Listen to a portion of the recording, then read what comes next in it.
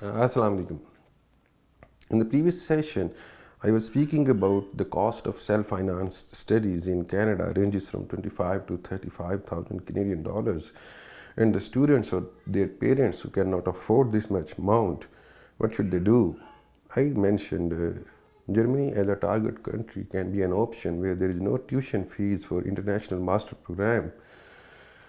Find some sort of scholarships, bursaries for international students is the second option, and the third one is how to find a funded PhD or MS position anywhere in the world, North America, Australia, Canada, Europe. So this is what I will discuss today. So the first step of the procedure is research potential programs and institutes whose research theme aligns with your research goals. So technically, the website of the universities and professional research scientists is the best source of information you can find. So ask yourself some questions like what you have done so far in terms of research, what you want to do, why you want to do, from where you want to do. Do you really want to do a PhD? It needs a lot of commitment, hard work, and dedication.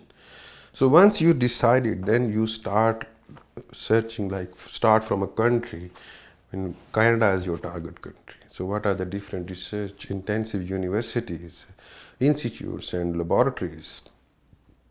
So if you are a microbiologist, for example, there might be not a microbiology department in the university, but the people, the scientists working maybe in ocean science, maybe in human physiology, environmental science, but they are conducting research in microbiology. Dig deeper. Find those people. Once you're done, make a list of all these professors and their departments and their institutes, their email IDs, contact details, and then start writing them. Here is the biggest mistake people do. Write a generic email and send to all of them. This is just like write a single resume and apply for multiple jobs. That's not the correct way to do. You need to tailor your email message according to the research theme you want to apply, you want to conduct. So in the beginning, it seems like these 2-3 different scientists are doing the same research, but actually this is not the same. So this, I think, conclude the first step of the procedure. Do spend some time in doing research of all those professors and potential investigators whose research theme align with your research objectives. The second step in finding a funded position is a strong application. What are the elements of strong application? Number one is a well-written, well-formatted resume. So you won't believe. So the number of resumes I have been receiving for a long time, they are not up to the mark. I'm not speaking about the grammatical problems, they are the formatting, the sequence. So also there are some AI based programs out there for resume writing, but please do not rely on them. Try to learn how to write a good resume. Share with your professors, your supervisor, friends and family, colleagues. Receive feedback, improve. This iteration will end up in a very well written, good resume. Number two, second element is a research proposal. In the previous section, I mentioned if there is an open position advertised on the professional scientist website, still you need to submit a research proposal. So what are the prerequisites of a research proposal? So number one is understand what you want to do. Number two, you have to have a passion about the topic of proposed intended research. And number three, you must also have a sense of what are the outcomes of the research.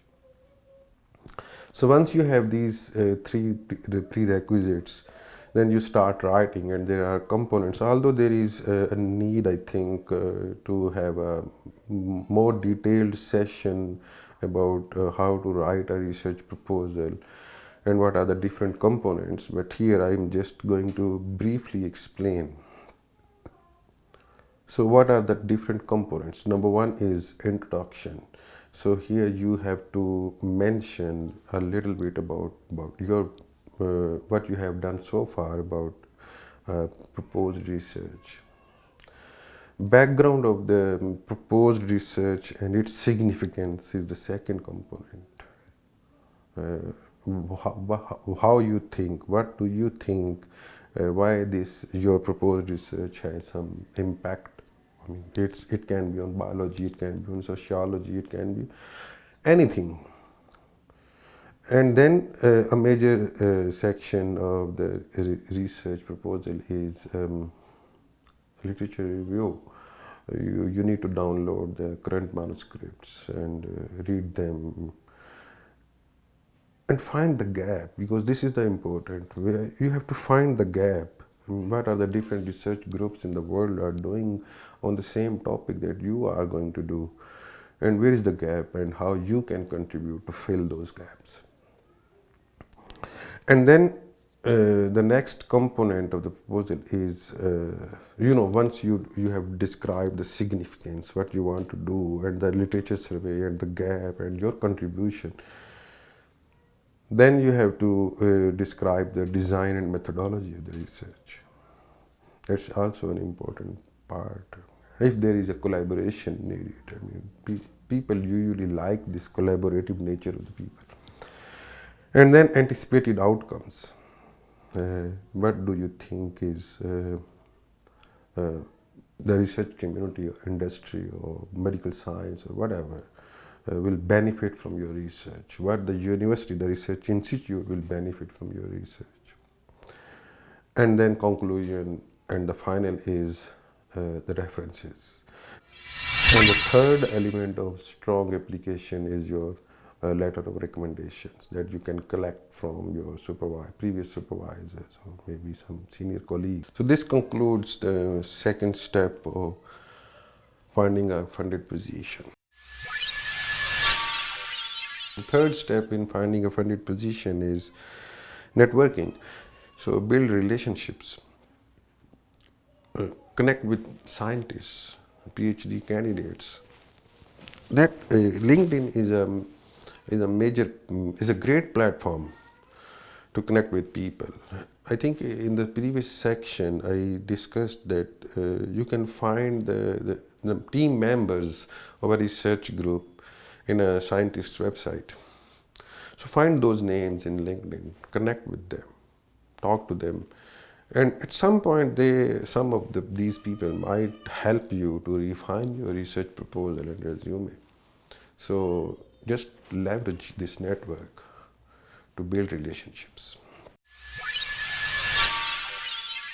The fourth step in this procedure is try to apply for multiple positions. I mean, in terms of country of your dreams, like maybe you want to go to Canada or you want to go to Australia, but you have to broaden your research in terms of geography or universities, and also try to apply for the positions where your alignment of your research goal is maybe less than 50%.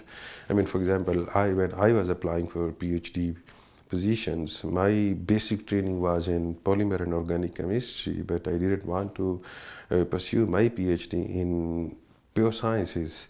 Rather, I wanted to pursue for an applied sciences. So that's why I always applied for regenerative medicine, stem cell engineering, and tissue engineering, and I did it. But I think it took me 7 months and more than 150 applications. So, I mean, try to apply for multiple positions rather than just one country or one city. And the final step, the fifth one, is consider exploring alternative sources of funding. Like, most of you familiar with the Fulbright scholarships in the United States, and Endeavour Award in Australia, Erasmus Mundus in European Union, and try to explore those fellow scholarships. I believe there are two additional requirements for Fulbright, like IELTS and GRE, Graduate Record Examinations. But IELTS is mandatory for everything, for anything, for any studies. So try to explore these alternative sources of funding too.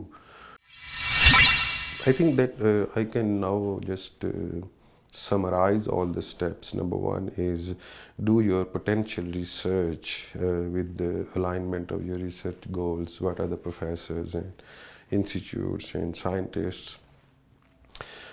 Prepare a strong application like a resume and a research proposal, and collect your letter of recommendations, and then build your network, establish relationships with the research community, and try to apply for multiple positions, both in terms of geography and in terms of research theme alignment, and consider exploring the alternative sources of funding.